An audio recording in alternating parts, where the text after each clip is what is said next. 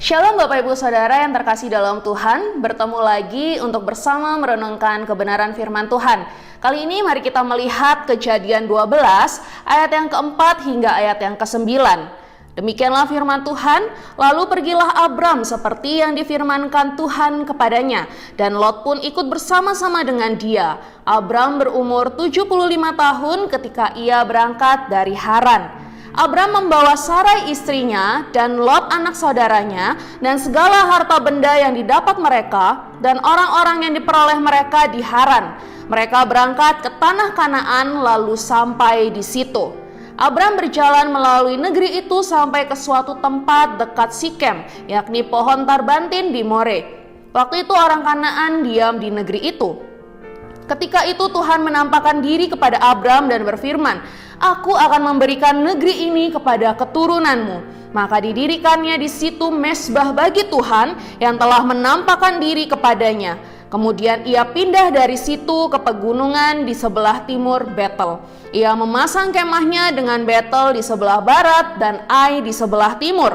Lalu ia mendirikan di situ mezbah bagi Tuhan dan memanggil nama Tuhan. Sesudah itu Abram berangkat dan makin jauh ia berjalan ke tanah Negeb. Demikianlah firman Tuhan.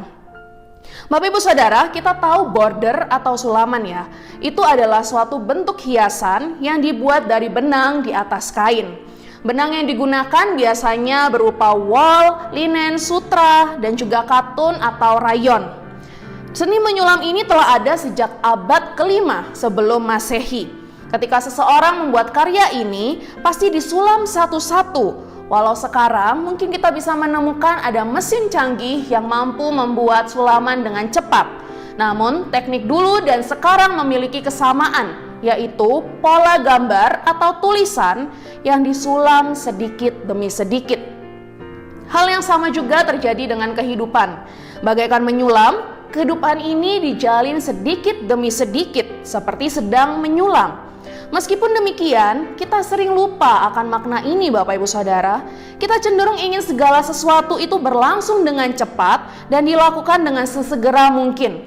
Bahkan, ketika kita ingin mencari kehendak Allah, kita sering tidak sabar untuk segera mendapatkannya. Abraham adalah contoh karya, sulaman iman dan kesabaran.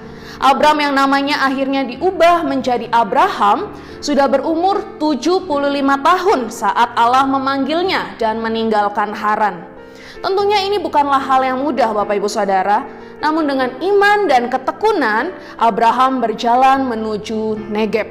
Alkitab berkata, makin jauh ia berjalan ke tanah Negeb.